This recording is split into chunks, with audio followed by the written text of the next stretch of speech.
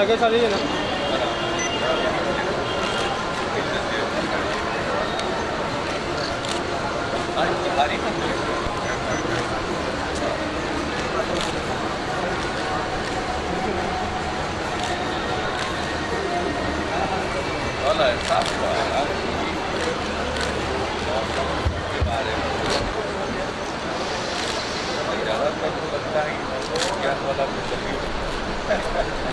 एक बार तैयारी के साथ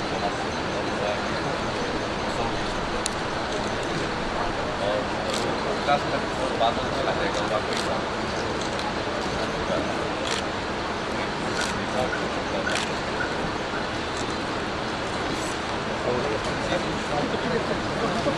हाँ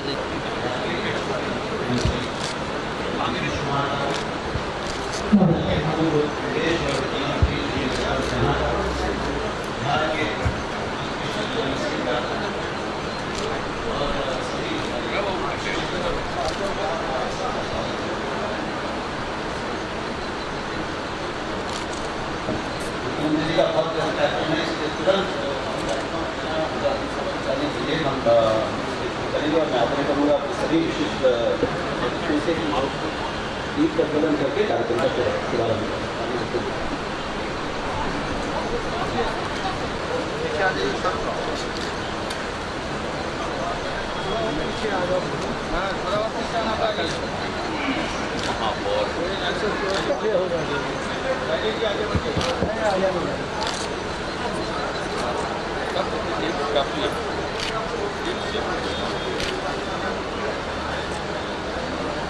ये तो ऐसे करके वो निकल जाएगा तब वो पक्का होगा।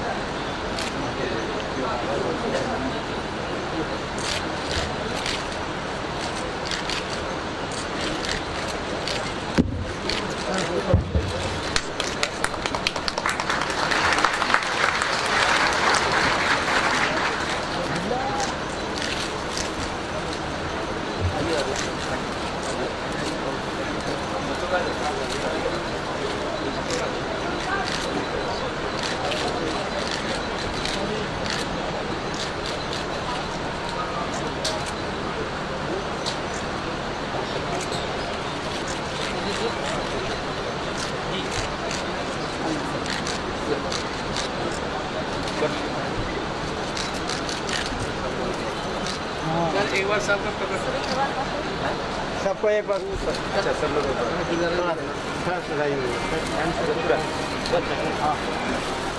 चल गया।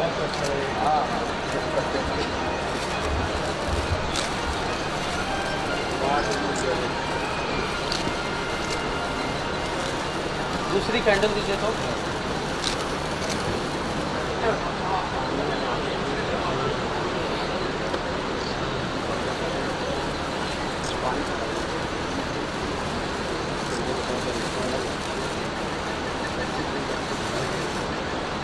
से हो रहा है। दूसरी कैंडल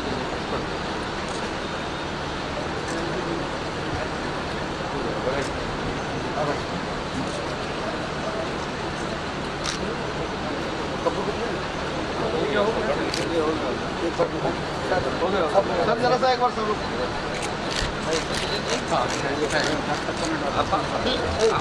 आप दोनों भाई मेयर था तो बहुत चल ही लिए तो अब आप एक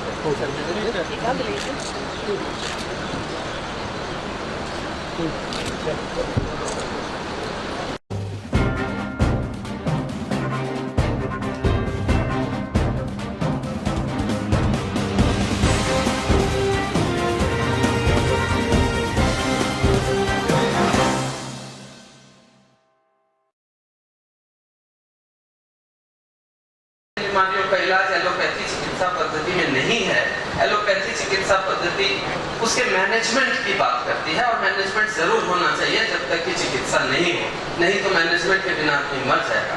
जैसे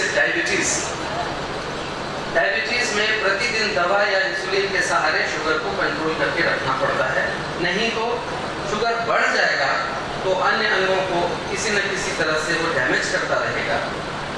हालांकि ये और बात है कि पिछले 16 साल में यहाँ पर हमको 98% ऐसे लोग मिले जिनका शुगर तो बढ़ा हुआ था लेकिन उनको डायबिटीज नहीं था। कभी अवसर दीजिएगा तो हम इसका डिटेल समझा देंगे। शरीर को जब भी ऊर्जा की जरूरत होती है वो अपने अंदर शुगर के लेवल को बढ़ाता है। कोई भी खतरे की अवस्था होगी, शरीर को अचानक बहुत ऊर्जा की जरूरत होगी, शरीर अपने अंदर ब्लड प्रेशर और शुगर को तत्काल बढ़ाएगा, शरीर मरने लगता है। फिर वही डॉक्टर बताते हैं कि तुरंत चीनी खिलाइए और इनका शुगर बढ़ाइए। शुगर तेजी से बढ़ता है क्योंकि बॉडी को उसकी जरूरत है। तुरंत फिर वही डॉक्टर बताते हैं कि देखिए ज्यादा बढ़ गया, इसको तुरंत कंट्रोल कीजिए। हार्ट की आर्टरीज जो है वो कमजोर होने लगती है, वो उसमें क्रैक करने की स्थिति पैदा हो जाती है। शरीर उसको बचाने के लिए कि उस जगह से आर्टरीज क्रैक नहीं कर जाए, वहाँ से खून का प्रवाह न शुरू हो जाए, तुरंत।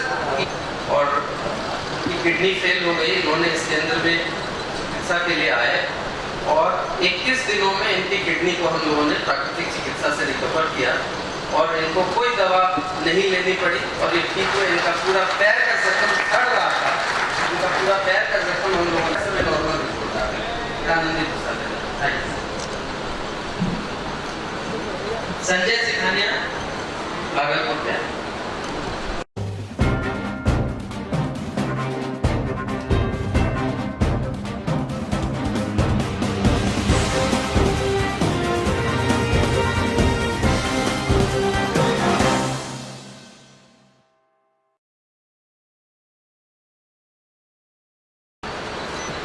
धन्यवाद।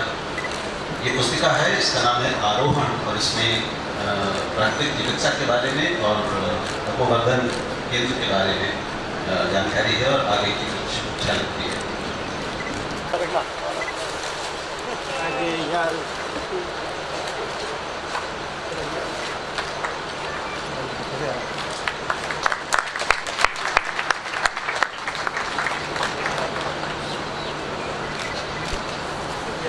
धन्यवाद मुख्यमंत्री जी। राहुल जी, आदरणीय मुख्यमंत्री महोदय, ललन बाबू, इस केंद्र के अध्यक्ष महोदय, मंच पर बैठे हुए सभी सम्मानित विशिष्ट दीगण और मित्रों, सबसे पहले तो मैं आभार व्यक्त करना चाहूँगा मुख्यमंत्री जी का, जिन्होंने हम लोग के निमंत्रण को स्वीकार कर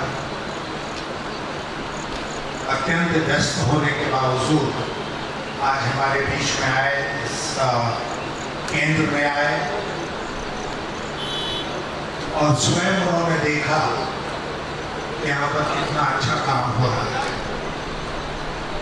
इसलिए यह भी दिन जो है आज का, वो केंद्र के लिए एक ऐतिहासिक दिन है और बहुत अरसे के बाद वह ऐतिहासिक दिन आज आया है। बड़े बड़े लोग इस केंद्र के साथ जुड़े रहे हैं। आज यशवंत सिन्हा जी, अब इतना समय है, हम सुनेंगे बिहार के यशस्वी मुख्यमंत्री अपने प्यारे नीतीश कुमार जी को। नीतीश जी, एक बात, कल मैंने यहाँ पे रात को शाम को घूमने निकला तो मुझे बताया गया कि बिहार का दूसरा सबसे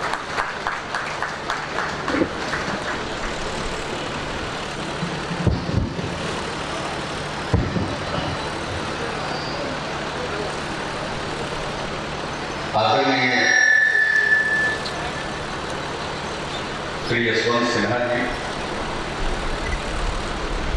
यहाँ उपस्थित बिहार सरकार के माननीय मंत्री विधायकगण श्री अजय मंडल जी, मनीष कुमार जी, रामविलास पासवान जी, गोपाल मंडल जी, विधान परिषद के सदस्य श्री मनोज यादव जी, भागलपुर के मेयर श्री दीपक वानिया जी,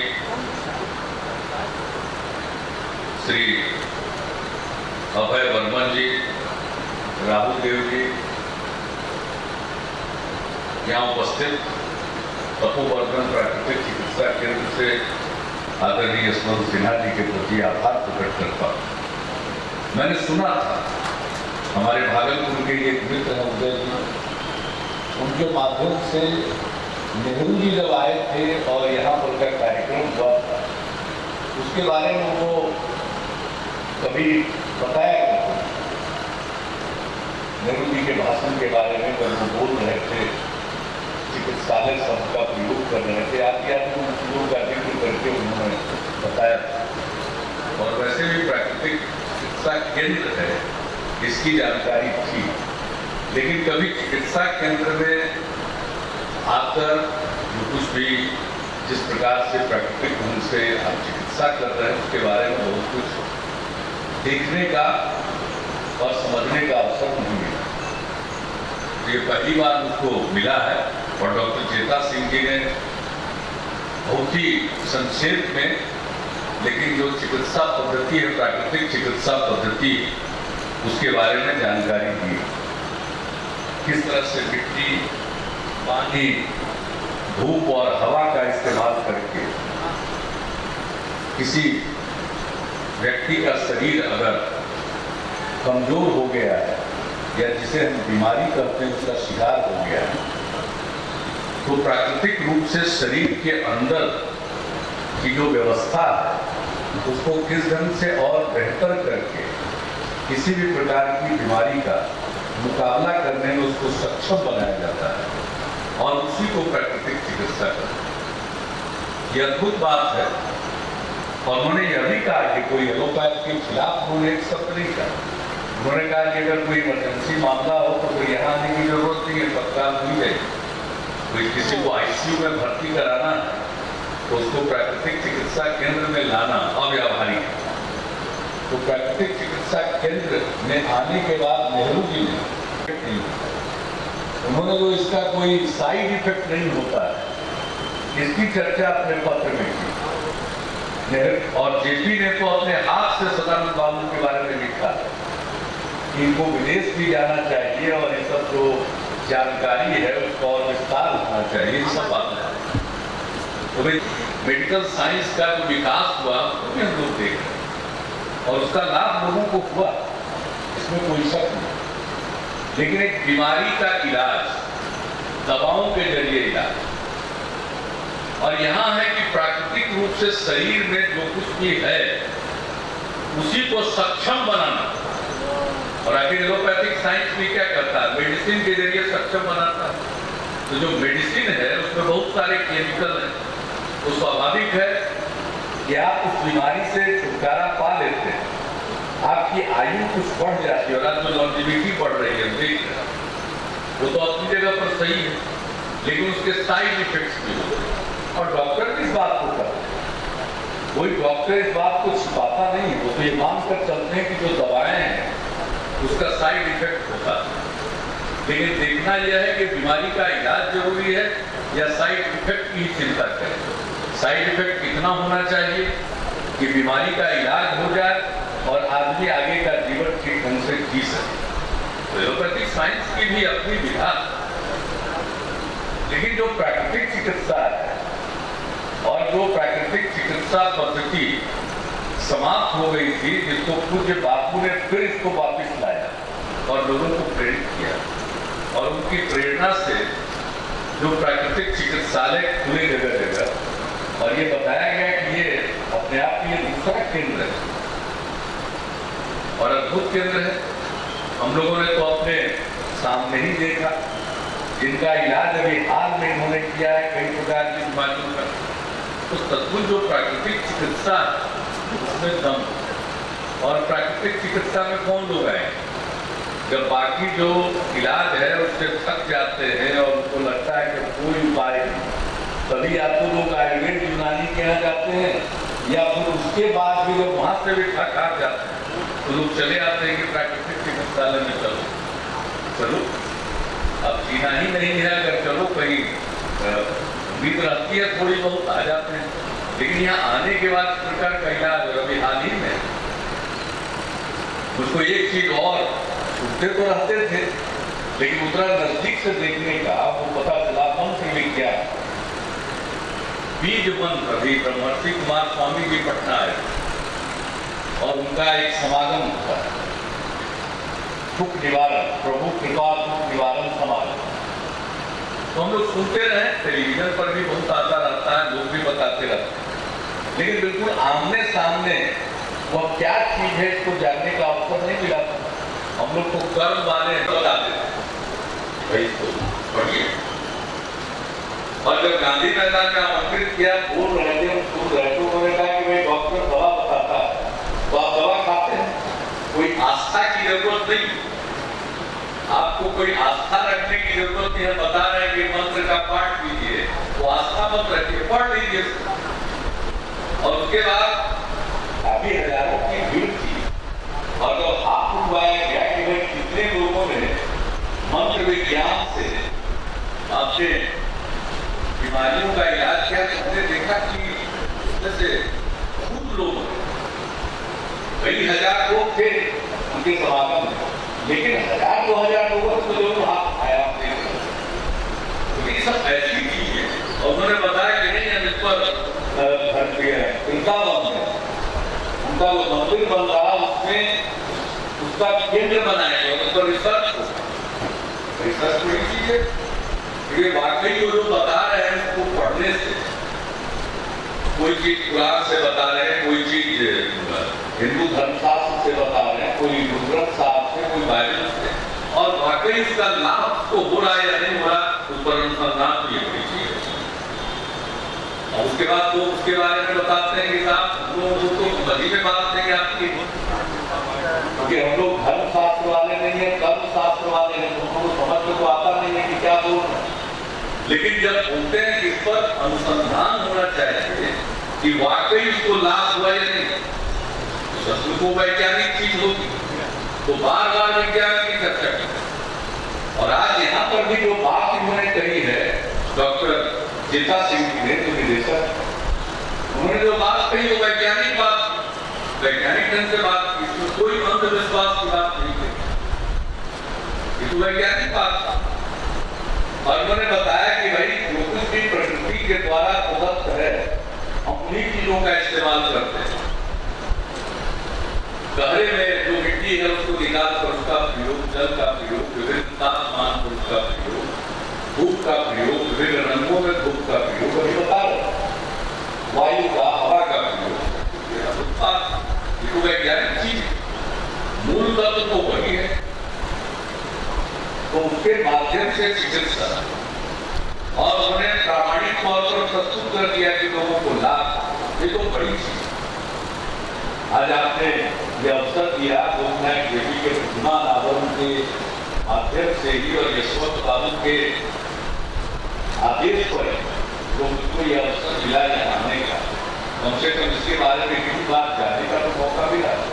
तो आज जब मैं यहाँ आ रहा था तो इसके पहले हमने स्वास्थ्य विभाग को कहा कि भाई हम जा रहे हैं और इतने दिनों से चल रहा है, नेहरू जी का शिलान्यास किया हुआ, जेपी का उद्घाटन किया और इतने अनुग्रह बाबू उसके पहले तो आखिरकार सरकार का भी कोई दायित्व बनता है।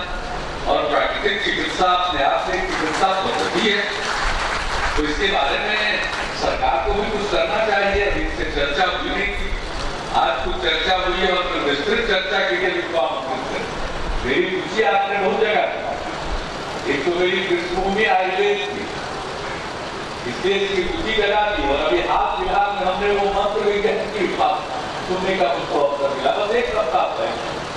तो इन चीजों में मेरी रुचि जगी है और इसमें ये साइंटिफिक अप्रोच है, ये कोई अंधविश्वास नहीं है। तो ऐसी स्थिति में हम लोगों का दायित्व बनता है, विस्तृत तो चर्चा करेंगे जरूर।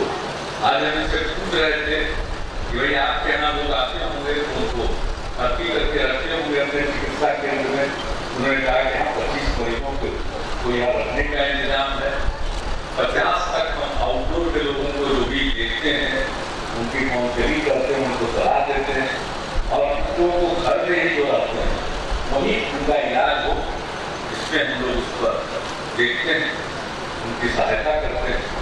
तो एक तो आज हमने बात की, उसके हिसाब से आप जैसा मुनासिब समझेंगे उस प्रकार की सहायता राज्य सरकार की तरफ से चिकित्सा केंद्र को प्रदान की जाएगी। आप चाहेंगे तो 25 से 50 बेड के प्राकृतिक चिकित्सा केंद्र में अस्पताल के लिए भी आपकी अपनी पद्धति के अस्पताल के लिए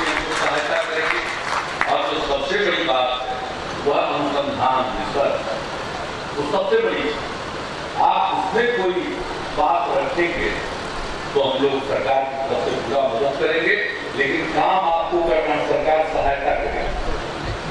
ये प्रणाली बड़ी बुरी है कि सरकार जब किसी चीज का हस्तक्षेप करती है तो धीरे धीरे उसका नियंत्रण कर देती है।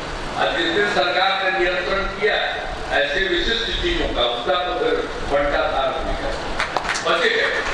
तो कहाँ सरकार के पास इस तरह के ज्ञान वाले, कमिटमेंट वाले कितने लोग हैं? रेयर चीज है ये तो खास चीज है।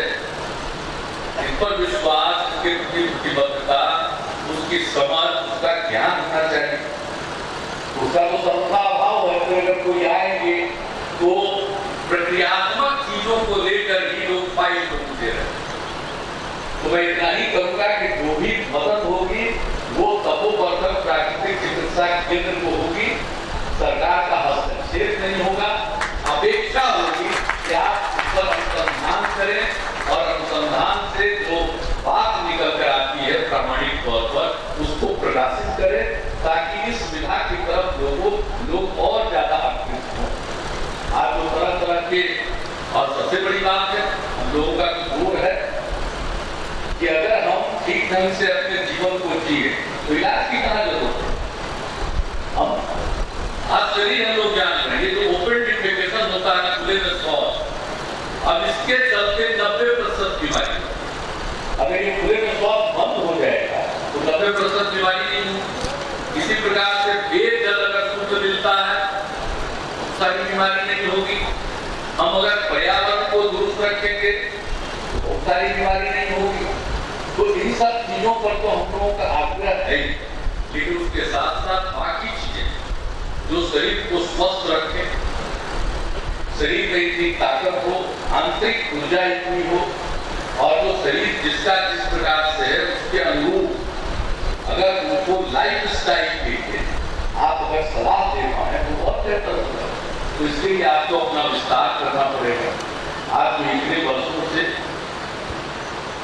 54 से शुरू हुआ है, 55 से, तो आज तो सीधे ये करीब 61 साल पुराना, 61 साल पुराना, 62 साल पुराना ये केंद्र, प्राकृतिक चिकित्सा केंद्र चल रहा है। तो आप सब अभिनंदन के पास मैं आप सबका अभिनंदन करता हूँ। दूसरे के व्यक्तियों के साथ भले ही डॉक्टर सदानंद बाबू ने शुरू किया, आज आप लोगों ने उस परंपरा को आगे जारी रखा है, आप सब बधाई के बाद। और इसके लिए जो भी जैसा करेंगे उनकी आपसे चर्चा करें, आपकी जरूरत के अनुरूप, और अपेक्षा हम लोगों की एक प्रामाणिक चीजें बाहर आए, लोगों के बीच में उसको पहुंचाया जाए। और जब विकास और विस्तार होगा तो स्वाभाविक तौर पर लोग इसमें जब आकृष्ट होंगे तो इसका विकास, इससे जुड़े हुए अन्य लोग जो विशेषज्ञ हैं उनका उनको इससे जुड़ना पड़ेगा, तो उनको जोड़ना भी पड़ेगा।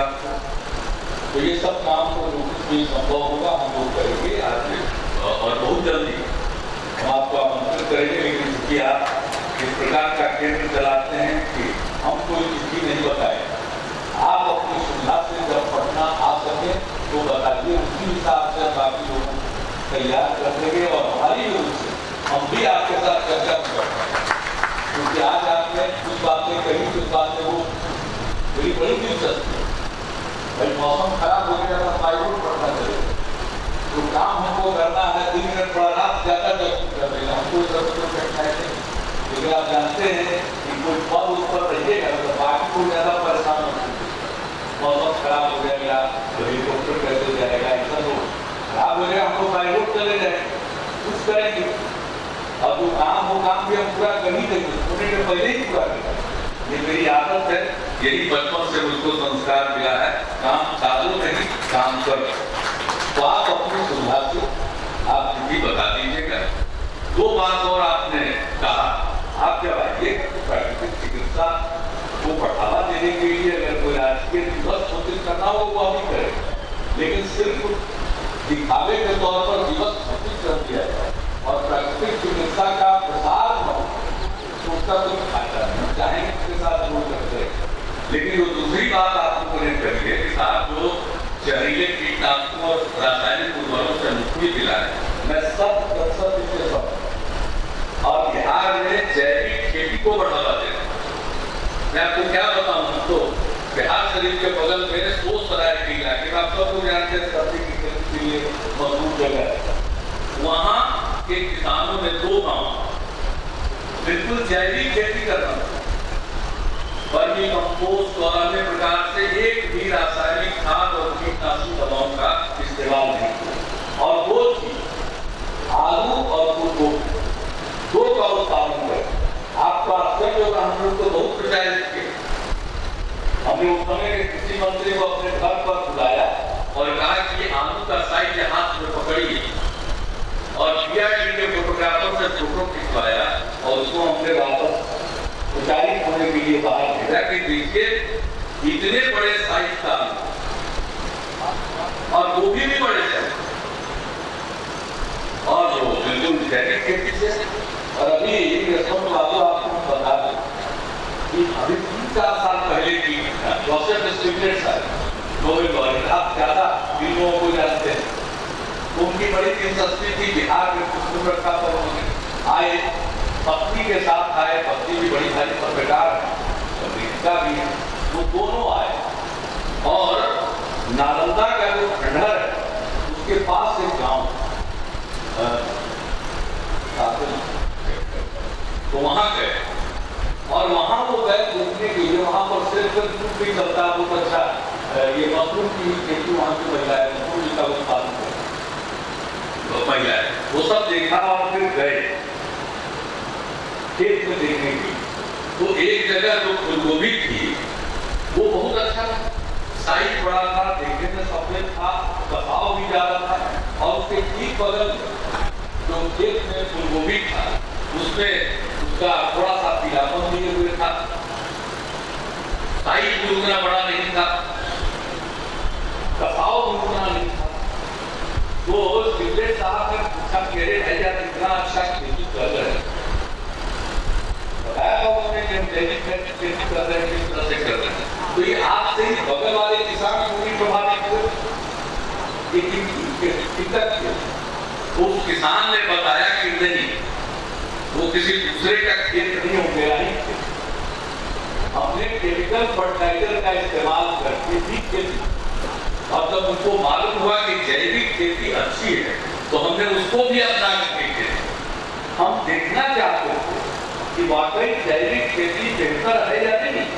जिससे परंपरागत तौर पर जो हम लोग खेती करते थे उसको भी जारी रखा एक प्लॉट में, और एक प्लॉट में जैविक खेती, उसका परिणाम हमको बेहतर दिख रहा है। स्टिग्लिट्ज़ साहब इतने प्रभावित, उन्होंने वहां वक्तव्य दे दिया कि बिहार के किसान वैज्ञानिकों से भी ज्यादा निपुण है, उनसे ज्यादा अच्छे हैं, उनसे ज्यादा बेहतर जानकारी ये बातें होगी, तो फिर प्रॉब्लम तो नहीं स्वभाव से, लेकिन उन्होंने ये बात कही, बात जाकर पटना में उनका प्रदर्शन हुआ।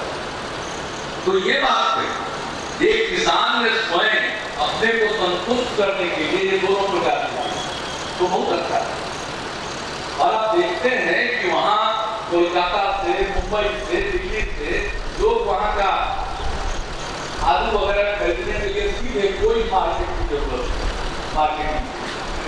तो हम लोगों ने तो तय कर दिया कि पूरी पट्टी, हमने किसी विभाग को कहा है कि पूरी पट्टी बिहार में बनाइए और किसानों को प्रेरित करिए और उसको पूरी जैविक, क्योंकि एक तरफ अगर इसको लोग देखेंगे, इसका लाभ देखेंगे, उत्पादकता बढ़ती है, उत्पादन बढ़ता है, और ये जो खाद रासायनिक प्रयोग करते हैं फिर जमीन को ऊपर होती चली जाती है, उसको बड़ा शक्ति घटती है, और इस प्रकार की चीजों को हम लोगों ने बढ़ावा दिया तो और आपका प्राकृतिक चिकित्सा केंद्र और अपने काम का विस्तार करें, हम लोग उसको सहयोग करेंगे और उससे ये सारी बातें निकलेंगी, सिर्फ मनुष्य के इलाज के लिए नहीं बल्कि पूरे पर्यावरण के लिए, वातावरण को ठीक करने के लिए वो बातें निकलेंगी। और कहीं से कोई प्रामाणिक रिसर्च करके कोई बात आती है उसका प्रभाव ज्यादा होता है। आजकल इसको जानते हैं, उसका प्रभाव लोगों पर ज्यादा होता है, लोग उसको अपनाते हैं। तो आपके किस चीज से मैं पूरे तौर पर सहमत है। शराब मुक्ति की भी बात आपने लिखी कि शराब को मुक्त करा दिया, और बगल अगल में जो दुल्हा का वातावरण साफ में रहता था, खुद बता रहे हैं कि वहाँ की महिलाएं, तो शराब से जो मुक्ति मिली है बिहार में, तो उसके चलते जो लोगों के स्वभाव में परिवर्तन, अभी आप बोल रहे थे कि आदमी का जो चेहरा, उसका जो रूप है, फेशियल एक्सप्रेशन है, उसी को देख करके हम लोग पहुंचते हैं तब तक इनको किस प्रकार की बीमारी और किस प्रकार का इनका इलाज बीमारी। अब ये एक उदाहरण आपको दें, हम अभी सब जगह हर प्रमंडल में, भागलपुर प्रमंडल में गया है, स्वयं सहायता समूह की दीदियों का सम्मेलन, शराबबंदी के लिए उन लोगों ने काफी मेहनत की और अभी भी जब जागरण के अभियान को लगी रहती है तो उनके बीच आता है, उनका अनुभव होते तो आपने चेहरे तो सब कुछ प्रकट हो जाता है। और अभी हम परसों गए हुए थे तो एक जगह लोगों ने पोस्टमार्टम हाउस की बात, जो पोस्टमार्टम करते थे बिना किए तो करता तो 2 दिन पोस्टमार्टम कर ही रहा, कहा कि हम बिना किए कैसे करेंगे शराब। तो लोगों ने बड़ा पकड़ समझाया, पैसा कहा ज्यादा देंगे तो पोस्टमार्टम किए। और अब 2 महीना बीत गया है, लोग बता रहे थे कि वो पोस्टमार्टम भी कर रहा है और दूसरी बात है उसका चेहरा बढ़िया हो गया और उसका स्वास्थ्य बेहतर, सिर्फ पियां छोड़ने। तो आप तो प्राकृतिक चिकित्सा की बात कर रहे हैं तो बिल्कुल उसी के अनुरूप है, हमारे तो हम समझते हैं इसका लाभ लोगों को मिलेगा और इसके विकास और प्राकृतिक इस केंद्र के तपोवर्धन प्राकृतिक चिकित्सा केंद्र के विकास में और प्राकृतिक चिकित्सा के प्रसार हम लोग अगर कुछ कर सके, अपनी भूमिका निभा सके तो इससे ज्यादा कोई प्रसन्नता की बात नहीं हो सकती है और इसी नाते हम लोगों का पूरा सहयोग मिलेगा। मेरी पूरी शुभकामना है और आज जेपी के प्रतिमा का अनावरण है, मैं उनके चरणों में श्रद्धांजलि अर्पित करता हूँ और आप सबको बधाई देते हुए अपनी बात समाप्त करता हूँ। बहुत बहुत धन्यवाद।